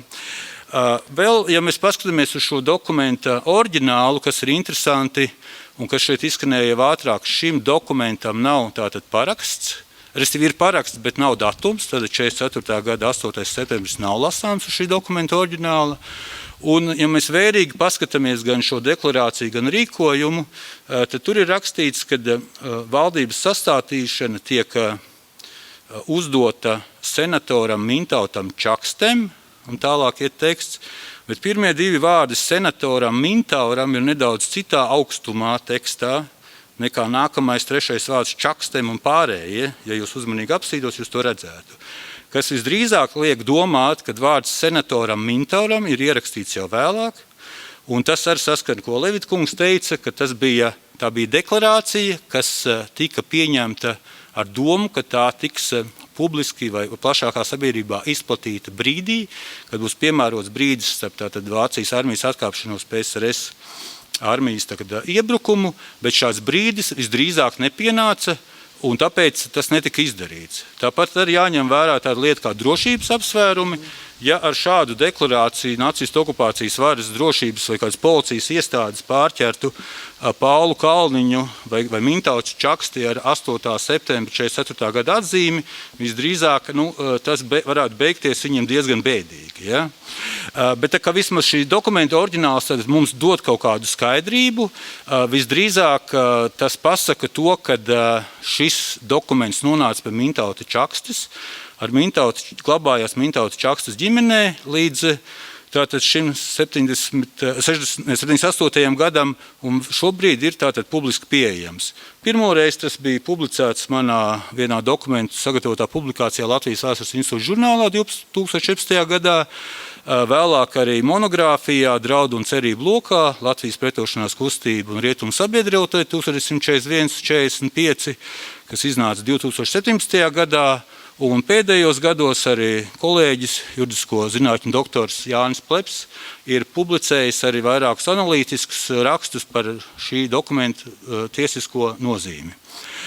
Nobeigumā es varbūt gribētu sniegt tādu savu vēsturnieku skatījumu uz Latvijas centrālās padomes un Paula Kalniņa 47. gada 8. septembra deklarācijas nozīmi. Un atšķirībā varbūt no baznīcas vai juridiskā skatījuma vēsturnieki ir tāda profesija, kas cenšas restaurēt vai pietuvināties pagātnes realitātei. Mēs cenšamies lietas saprast kontekstā Un mūsu uzdevums nekādā gadījumā nav varbūt radīt kaut kādus pozitīvus mītus vai kādu kritizēt, paust negatīvu attieksmi, tāpēc, ka varbūt šodien mūsu skatījums uz šīm lietām ir pozitīvs vai negatīvs. Ja? Vēsturnieku uzdevums ir drīzāk kliedēt mītus, radīt jaunas zināšanas, un tad jau vēlāk tas ir valsts atmiņu politikas vai citu institūciju vai jomu uzdevums, kā mēs šos vēstures faktus izmantojam sabiedrības izglītošanā, savu vērtību stiprināšanā un tam līdzīgi. Ja mēs skatāmies tīri no šī vēsturiskā fona, tad mēs, protams, varam uzdot jautājumu, vai tas, kas tika deklarēts Paula Kalniņa deklarācijā, ka valsts vara ir pārgājusi Latvijas tautas rokās, tātad vai tas ir vairāk juridisks novērtējums, vai tas ir reālās situācijas novērtējums. Un atkal jāsaka, juristiem droši vien būtu citi priekšstati, bet no pagātnes realitātes viedokļa es teiktu, ka tas ir vairāk juridisks vērtējums, jo reālā situācija, diemžēl, bija tāda, ka vara atradās vienas vai okupācijas varas rokā, vai vienas vai otras okupācijas varas karaspēka, tā bija noteikta, un tas ir noteicis to, ka šo deklarāciju nevarēja tātad izsludināt. Tāpat arī, ja mēs skatāmies tādu iekšpolitisko kontekstu, kā tanī brīdī, kur atrodas Latvijas centrālā padome, kur atrodas Pauls Kalniņš un Levits kungs ļoti labi iezīmēja šo fonu, tad šie notikumi, manuprāt, būtu jāskatās ar tādā visa vācu okupācijas laika sabiedrisku politisko aktivitāšu kopējā kontekstā. Mēs zinām, bija ar dažādas citas nepārstāvniecības, bet organizācijas, sākot ar Latvijas zemes pašpārvaldu un beidzot ar dažādām atsevišķiem politiķiem, kā Alfrēds Valdmans, Gustavs Celmiņš vai ģenerālis Bangerskis, Roberts Osis, militāri personas, kas mēģināja ar dažādas valdības veidot kara beigās. Arī viņi mēģināja kaut kādā veidā ar vācu okupācijas varas pārstāvniecības, respektīvi ar vācu okupācijas varas starpniecību iestāties par Latvijas nacionālām interesēm. Viņi arī deklarēja bez LCP, kad Latvijas valsts turpina pastāvēt kā starptautisko tiesību subjekts. Un mums jāatcerās, ka šīs vienas un pašas personas bieži vien daudzos gadījumos, kas arī darbojās LCP vai Latvijas centrālajai padomē, izstrādāja juridiskus vai politiskus dokumentus, varēja darboties ar dažādās pašpārvaldes struktūrās, un mēs bieži vien nevaram novilkt tādu skaidru robežu pretestību kolaborāciju, bet bieži vien šis laiks bija daudz komplicētāks, un šī persona iesaista bija par šo visu plašu lauku. Ja? Bet ir viena liela atšķirība, ko es gribētu uzsvērt, kad, manuprāt, ja mēs varam saprast šo latviešu centienus iegūt kaut kādu ierobežotu autonomiju, sarunājoties ar Vācijas varas pārstāvjiem, ja tas ir saprotams Otrā pasaules kara vai okupācijas laika sākuma vai kaut kādā vēl vidusposmā, kad tam bija varbūt kāds pamats, tad tas bija diezgan noraidāms, manuprāt, attiecībā uz Otrā pasaules kara beigu posmu, jo tuvāka saistīšanās ar nacisko Vāciju neapšaubām, kas bija sakāvis priekšā, varēja radīt tikai nevēlamu prestižu, tātad Latvijas valsts pastāvēšanā starptautiskās attiecībās nākotnē. Un atšķirībā no citām šīm manis pieminētām organizācijām, Latvijas centrālā padome bija vienīgā vai organizācija vai pārstāvniecība, kas iestājās par 1922. gada satversmi un tajā balstītu neatkarīgu un demokrātisku Latvijas valsti, kas to atšķir no citām visām politiskām iniciatīvām, un tāpēc šodien dzīvodami arī neatkarīgā demokrātiskā un satversmē balstītā Latvijas republikā, mēs izceļam, manuprāt, šīs vērtības, novērtējam šos cilvēkus, un tāpēc esam šodien šeit pulcējušies, lai godinātu viņu piemiņu. Un pat pēdējā rindkopa, es te izlaidīšu par varbūt starptautisko situāciju tā brīža un tam līdzīgi, pati pēdējā rindkopa, kas daļēji varbūt sasaucās ar to, ko Edvards Liniņš jau mums tālāk stāstīs par Latvijas centrālo padomu, varbūt plašākā sabiedrībā vai publiskā telpā mūsdienās. Līdz šim, ko es esmu pamanījis, šogad ir notikušas ar vairākas diskusijas un pasākumi, kas veltīti Latvijas centrālajai padomei, kad ir izskanējuši ļoti dažādi viedokļi, sākot gan ar kritiskām piezīmēm, vai jautājumiem, kāpēc no okupācijas brīža līdz demokrātiskas valsts gribas izpausmē LCP dokumentos bija jāgaida vairāk gadi, un arī jautājumu, vai valsts augstākā pārstāvniecība dod tikai tiesības vai uzliek kādus pienākumus Latvijas tautas priekšā, līdz pat tātad ļoti pozitīviem izteikumiem par apbrīnu un cieņu par LCP un ar to saistītās latviešu politiskās un intelektuālās elites Latvijas valsts apliecināšanas soļiem. Man kā vēsturniekam jāsaka, ka, manuprāt, es aicinātu mūs būt līdzsvarotiem, varbūt rast līdzsvaru starp šādiem kategoriskiem ļoti vērtējumiem, gan ļoti pozitīviem, gan, teiksim, tā skaitā negatīviem, ja, un saprast, pirmkārt, ka mums vēsturi šodien ir viegli vērtēt no mūsdienu situācijas, bet mums jāvērtē vēsturi no tā laika, iedziļinoties tā laika noskaņojumā, tā laika apstākļos, ļoti sarežģītajā šajā dubultu okupācijas varu un arī rietumu diplomātijas netik labvēlīgās pret mums nostājas kontekstā. Un jāsaprot arī, ka šie cilvēki, kas rīkojās, bija ne tikai Latvijas valsts pārstāvi vai amatpersonas, vai tādi bija bijušas, bet tie bija arī cilvēki, kuriem bija ģimenes, kuru piederīgie, kā Čakstas dzimts vai arī Pauls Kalniņš, kur dēls Bruno Kalniņš atradās nacistu ieslodzījuma nometnēs, bija cilvēki, kas domāja par savām ģimenēm, par savu izdzīvošanu, un šādā sarežģītā situācijā bija spiesti pieņemt ļoti varbūt atbildīgus lēmumus, kam varēja būt gan panākumi, gan kļūmes, bet tā bija tā mūsu pagātnes realitāte, un man jebkurā gadījumā nav nekādu šaubu par šo cilvēku ideāliem, par viņu iestāšanos par neatkarīgu un demokrātisku Latvijas valsti, un tāpēc mēs viņus arī šodien pieminam. Paldies par uzmanību.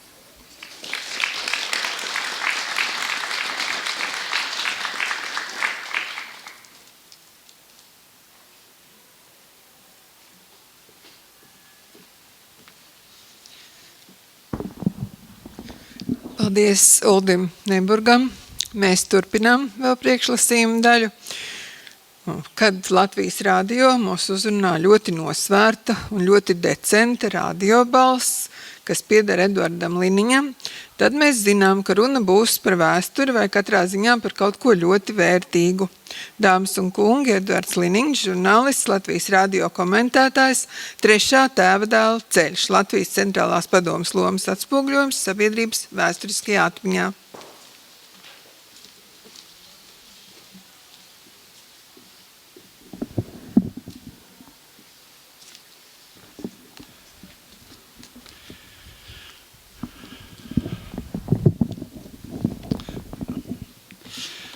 Paldies. Ekscelence, valsts prezidenta kungs, eminence, arhibīskapa kungs, godātie klātesošie, tā skaitā cienījamie klausītāji. Man jāsaka, ka mans sakāmais varbūt izkritīs no šodienas priekšlasījumu tāda satvara, jo tas būs vairāk eseistiska improvizācija. Es neesmu vēsturiskās atmiņas vai atmiņu politikas pētnieks, kas ir nopietna akadēmiska nozara. Un šeit kā žurnālists varbūt iezīmēšu tādas uztveres tendences, ko es tīri provizoriski savā darbā esmu vērojis mūsu sabiedrībā. Tātad 3. tēvadēla ceļš. Jā, šim nosaukumam mani iedvesmoja jau kopš kāda laika aizsaulē aizgājušais akadēmiķis Jānis Stradiņš. Viņš nereizi vien vairākās publikācijās piesauca Latviju kā 3. tēvadēlu valsti. Konkrēti arī sarunā ar mani Latvijas radio 2009. gadā viņš tā teica, un kā viņš to saprata? Proti Latvijas valstiskuma tapšanas brīdī izšķiroša loma bija tiem censoņiem, kuri nebija neko daudz mantojuši no iepriekšējā posma, no visnotaļ aktīvās, ekonomiski plaukstošā pusgadsimta pirms tam, tātad Latvijai esot Krievijas impērijas sastāvā, tie, kuri tai brīdī uz Pirmā pasaules kara beigām bija jau nodrošinājuši sev zināmu materiālu labklājību, tie drīzāk bija tendēti uz kompromisiem un uz esošās situācijas saglabāšanu. Un tiem drīzāk piedaras tad to gudro brāļu apzīmējums. Savukārt tie, kuriem pamatkapitāls tobrīd bija viņu enerģija, viņu ambīcijas, viņu izglītība, kas bija iegūta visbiežāk kā pirmajiem savā dzimtā, tātad pirmā paudze ar nopietnu izglītību, pie kam salīdzinoši lielā skaitā ne Krievijas, bet Rietumu augstskolās, tad tie arī bija tie trešie tēvadēli, ar kuru pūlēm un risku un aizrautību tappa Latvijas valstiskums. Kā tādu etalonu tēlu šai ziņā Stradiņš piesauc jauno Kārli Ulmani. Un jāsaka, ka nevar nepiekrist, jo Ulmaņa apņēmība, uzstājība, reizēm arī iespītība, liekot Latvijas valsts pamatos fundamentālus principus, kurus viņš bija apguvis, pirmām kārtām droši vien vērojot demokrātijas praksi Savienotajās valstīs. Tā ir maksimāla visu politisko spēku iesaiste, pretēji tiem, kuri kategoriski atteicās sadarboties ar kreisajiem. Un tā ir, protams, arī visu minoritāšu iesaiste jaunās valsts veidošanā. Un tam, protams, kā mēs zinām, bija izšķiroša loma Latvijas Republikas tapšanā. Un, protams, Stradiņš vienmēr šais publikācijās minēja tūdaļ līdzās arī to pretējo polu, to gudro brāli. Un tas bija, protams, Andrievs Niedra. Un Andrievs Niedra, ne tuvu nav, varbūt mēs tādā folkloras un beletristikas iespaidā to gudro brāļu tēlu veidojam kā tādu piezemētu, tādu garīgi ļoti pieticīgu. Tas nav tas, ko mēs varam teikt par Andrievu Niedru.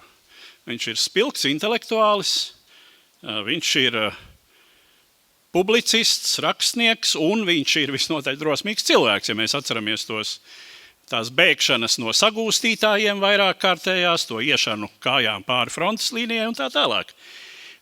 Tā kā es gribu teikt, ka nevērtēsim par zemu arī tos gudros brāļus. Viņiem ir sava pozīcija, viņiem ir sava argumentācija, ar kuru ir jārēķinās nopietni.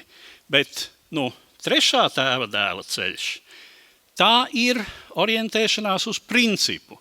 Tā ir orientēšanās uz jābūtību, pretēji gudro brāļu ceļam, kas ir orientēšanās uz iespējamību, uz varbūtību, respektīvi uz to, ko mēs varam vadoties no esošās pieredzes.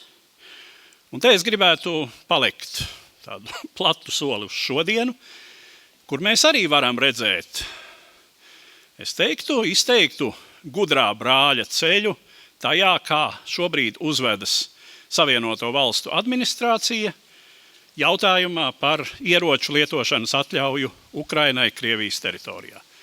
Visiem ir skaidrs, ka tas ir absolūti netaisni attiecībā pret Ukrainu.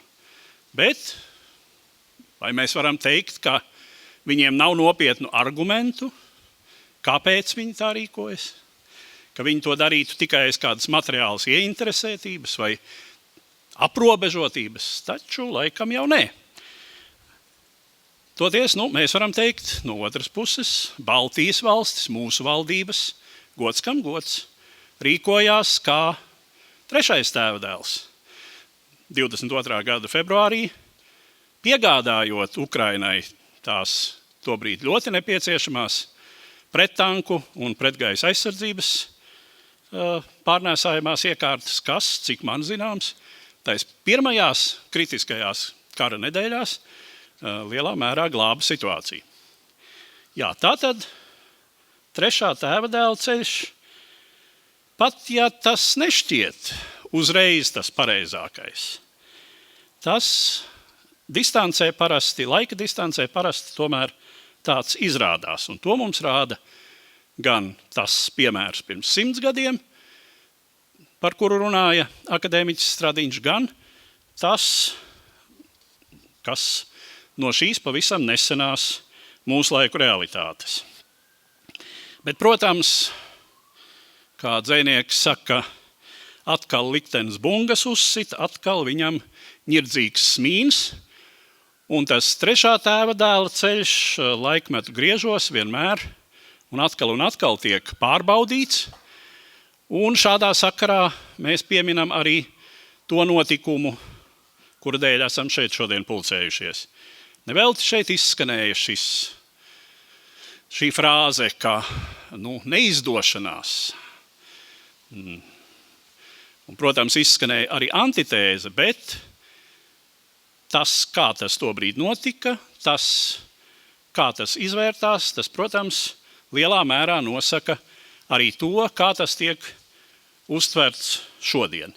Es gan gribu vēl vienu mazu atkāpi, jo arī tobrīd, un tas ir par tēmu, ka vēl ir daudz ko pētīt Latvijas centrālās padomes darbības sakarā, ir tāds fakts, ka, kā zināms, Latvijas centrālās padomes aktīvisti, viņi izdeva vienu preses izdevuma, ja to tā var saukt, numuru. 1944. gada martā Jelgavā iznāca tāds iespiedarbs ar nosaukumu Jaunā Latvija. Iespējams bija cerēts vairāk, bet acīm redzot, tas nebija iespējams. Bet šis viens, kā ir teikts, 1000 eksemplāros.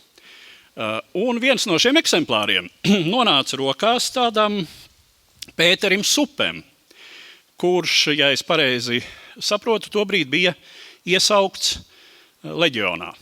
Pēc profesijas agronoms, pirms kara bijis Jaunlatgales apriņķa agronoms, un kā apgalvo Zigmārs Turčinskis, Nacionālo partizānu kustības pētnieks, tad tieši šis Latvijas centrālās padomes izdevums bija tāds zināms lūzuma moments Pēterim Supem, lai viņš darītu to, ko viņš darīja tālāk. Un, kā zināms, Pēters Supe ar segvārdu Cinītis bija tas cilvēks, ap kuru izveidojās Nacionālo partizānu vienība Stompaku purvā, kas nodrošināja šķiet kā lielāko, vai katrā ziņā vienu no lielākajām, nopietnākajām Nacionālo partizānu kaujām pret padomju spēkiem 1945. gada 3. un 4. martā. Tā kā šie trešā tēva dēla ceļa signāli un tie iedvesmas momenti ir droši vien vēl meklējami un atrodami. Bet jā, tātad, kā tas tiek uztverts šobrīd? Skaidrs, ka tādam populāram vēstures interesantam un vērtētājam Latvijas centrālās padomes dokumenti, tās tēlaini izsakoties šķiet kā tādas lapiņas, kuras apsvilušas plivinās kaut kur uz krāsmatu fona.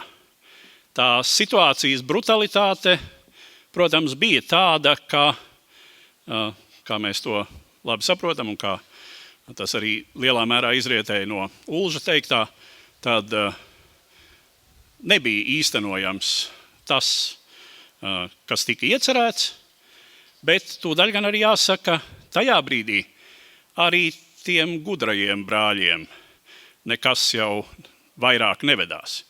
Jo arī tie, kuri mēģināja sarunāt šajā gadījumā ar Vācu okupācijas varu kaut kādu, kā mēs to varam spriest, autonomiju vai kaut kādu apcirtu suverenitāti, Levitkungs jau arī visnotaļ skaidri raksturoja, kāda bija Vācu reiha nostāja pret to, kāds varētu būt latviešu nācijas liktenis. Ja? Tātad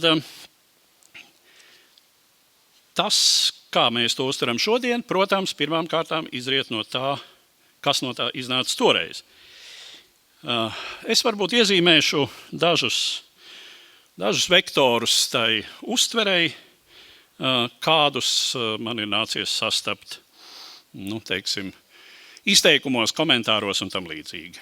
Neprofesionāli, tātad amatieru vai populāru lasītāju un klausītāju izteikumos. Viena, es teiktu, varbūt visizplatītākā pieeja ir tāda, kas būtu koncentrējama tēzē, ka īsta cīņa tiek izcīnīta ar ieročiem. Un īstu cīņu var izcīnīt tikai ar ieročiem. Šis noskaņojums lielā mērā saistās ar 16. marta piemiņu, ar to tendenci par brīvības cīnītājiem Otrā pasaules kara kontekstā postulēt Latviešu leģiona un citu droši vien arī vācu bruņotajos spēkos dienējušo latviešu karavīrus, varbūt, teiksim, ar nelieliem izņēmumiem, kur tas ir pilnīgi jau atkal nepiedienīgi, kā teiksim, bēdīgi slavenās arāju komandas sakarā. Bet šāda pieeja, protams, pastāv. Tā ir saistīta arī ar to mazākā ļaunuma koncepciju un to, ka visnotaļ pareizāk bija stāties zem Vācijas karogiem, jo, lai kāds draņķis Hitlers arī nebija, bet viņš bija, kā to šādos gadījumos ļoti bieži saka, tomēr mūsu sabiedrotais un sabiedrotajos kaut vai ar nelabo, kā tikai pret mūsu galveno ienaidnieku, tātad pret austrumiem. Un attiecīgi šajā koncepcijā, šajā tādā pieejā, tie, kuri leģiona cīņu neveicināja vai pat traucēja zināmā mērā, kā tas varēja būt Latvijas centrālās padomes, Latvijas centrālās padomes gadījumā, kad tās aktīvisti vai ar to saistīti cilvēki, teiksim, palīdzēja leģiona dezertieriem tikt pie viltotiem papīriem, palīdzēja viņiem patvērties tur ģenerāļa Kureļa vienībā un tam līdzīgi. Tas tiek vērtēts attiecīgi reizumis arī negatīvi. Tātad kavēja būtisko cīņu. Uz šī viedokļa paudējiem, protams, vāji iedarbojas argumenti, ka ne par kādu sabiedroto statusu, protams, nevar runāt, nec teorētiski, nec praktiski, ka nav pieņemami jebkādā veidā sabiedroties un sadarboties ar režīmu, kas ir vainojams 10 000 Latvijas pilsoņu brutālā noslepkavošanā, pirmkārt ebreju, arī vairāku citu grupu. Un ka tie, kuri vēlreiz izvēlējās šo sadarbību, protams, arī savos mērķos un nolūkos cieta fiasko. Šie argumenti nedarbojas, jo tie ir racionāli savā pamatā. Savukārt šī pieeja, šis skatījums, to nosaka emocionāla uztvere, emocionāls noskaņojums, proti tā ir attieksme pret pusgadsimtu Latvijā valdījušo padomju režīmu, arī pret visu etniski krievisko, kā šī režīma īstenotās rusifikācijas instrumentu. Un es teiktu, ka šī tendence sasniegusi savu apogēju varbūt pirms kādiem gadiem 10 vai drusku vairāk, 15, kad notika tās 16. marta aktīvās pretstāves tur starp pieminētājiem un tā sauktiem antifašistiem. Viss tas ļembasts, ko tie tur rīkoja pie pieminekļa. Tad tas bija savā varbūt degpunktā. Pēc tam tīri administratīvi aizbīdot tos antifašistus kaut kur malā un neļaujot viņiem plosīties, tas tā kā ir mazliet atdzisis, lai gan jāsaka, ka, protams, viss pašreizējais fons veicina atkal jau tieši pretējo, un viss, kas ir saistīts ar šī brīža Krievijas agresiju, un arī, protams, ar visu to, kā Krievija interpretē Otro pasaules karu, respektīvi tā saukto lielo tēvijas karu savā propagandā, tas viss vedina domāt, ka šī tendence mūsu tēmas uztverē, tātad, ka pareizi bija šaut un nevis rakstīt papīrus, tā rupi runājot, ka tā ne tikai nezudīs, bet varētu iet arī plašumā. Vēsture ir izspēlējusi tādu zināmu sakritību, ka 16. un 17. marts ir tieši līdzās. Šobrīd man šķiet, ka abi šie datumi tā arī līdzās pastāv. Viens otra norises īpaši neietekmējot. Protams, 16. marts ir daudz skaitlīgāks, joprojām 17. ne. Bet droši vien, ka tas arī ir labi un pareizi, ka tā tas pastāv. Tādā veidā, kā abi šie datumi tiek atzīmēti šobrīd. Bet tā, protams, ir iespēja, kas ir jāizmanto uz 16. marta aktualitātes fona, likt pareizo akcentu uz 17. marta piemiņas dienas iemesliem, tātad, notikumiem, kas tās pamatā. Lielā mērā pretējā uztveres skalas galā ir viedoklis, ka galvenais Otrā pasaules kara noslēguma posmā bija veicināt antihitleriskās koalīcijas uzvaru. Tātad jebkas, kas to neveicināja, ir vismazāk mazvērtīgs. Un tāda ir arī attieksme šī viedokļa paudējos pret Latvijas centrālās padomes darbību. Jāsaka tā, ka šo viedokli pamatā varēja dzirdēt agrāk biežāk, tagad salīdzinoši jau krietni retāk no Latvijas sabiedrības nelatviskās daļas puses. Tad ir vēl trešais, manuprāt, tāds izplatīts skatījums, kas raugās uz Latvijas centrālās padomes darbību, kā uz kaut ko absolūti elitāru, ar tautas reālo likteni maz saistītu. Un tas, protams, šāds viedoklis ignorē visu, ko mēs šeit šodien dzirdējām par šīs darbības nozīmi valstiskuma nepārtrauktības aspektā. Bet valstiskuma nepārtrauktība ir lieta, kas populārai sabiedrībai ir jāmāca un pastāvīgi jāatgādina. Tad tas droši vien, jo biežāk šāds viedoklis izskan, jo tas arī ir droši vien zināms indikators, cik dziļi šī izpratne ir iestrādāta. Un jāsaka, droši vien, ka tur klātesoši ir arī tāda vispārēja elitārisma uztvere šo laiku sabiedrībā. Gadījums, kas būtu jau arī jāsaka pētāms droši vien no atmiņu politikas un arī visdrīzāk jau pētāms arī kā vēsturisks process, bija šis mēģinājums uzstādīt pieminekli Konstantīnam Čakstem un tā neizdošanās. Es domāju, ka tur ļoti lielā mērā par iemeslu neveiksmei bija tāda fundamentāla plaisa starp tiem elites pārstāvjiem, kuri šo projektu inicijēja un virzīja, un sabiedrību un to, kā sabiedrība attiecīgi šos cilvēkus uztvēra.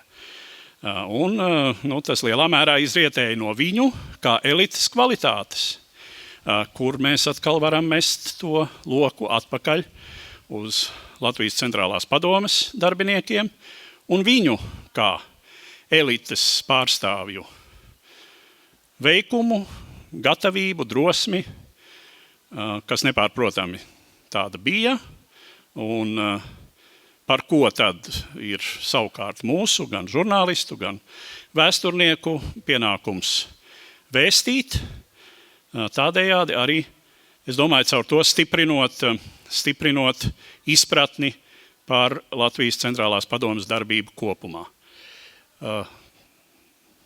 Noslēgumā, kā jau izriet no visa manis teiktā, mēs atkal dzīvojam vēsturiski turbulentos laikos, un mēs redzam, cik ļoti pagātnes uztveri gan šajā konkrētajā, gan citos gadījumos iespaido notiekošais šodien.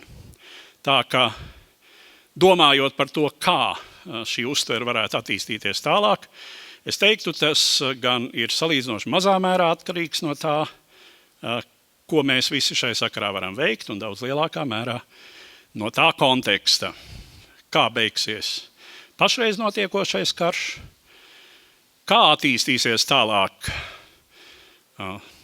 sociālo tīklu kultūra un kāda būs tās ietekme uz politiku, sabiedrības uztveri un kultūru kopumā. Tas viss ietekmēs arī mūsu šodien apsveramo tēmu. Paldies!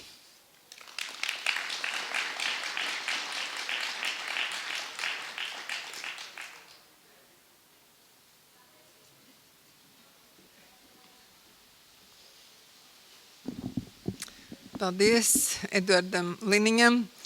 Jā, par Antiņu un Saucerītes pēctečiem Rainis klusē arī vēsture. Mēs jau esam tā trešā tēvdēla mantinieki. Es domāju, ka mūsu vidū ir gan gudrie brāļi, gan arī Antiņi, bet galvenais jau, lai tā ģimenē vispār tiek līdz tam trešajam. Es domāju, ka tas ir ļoti svarīgi. Un līdz ar to es gribu teikt ļoti lielu paldies visiem runātājiem, jo īpaši priekšlasījuma autoriem. Ir izskanējuši juridiski, vēsturiski, politiski un morāli apsvērumi par Latvijas vēsturei nozīmīgiem notikumiem. Esam saņēmuši bagātīgu garmaizi pārdomām. Bet tagad aicinu visus vēl mazliet pakavēties baznīcas dārzā. Es ceru, ka patīkamās sarunās par vēsturi un šodienu. Paldies visiem klātesošajiem!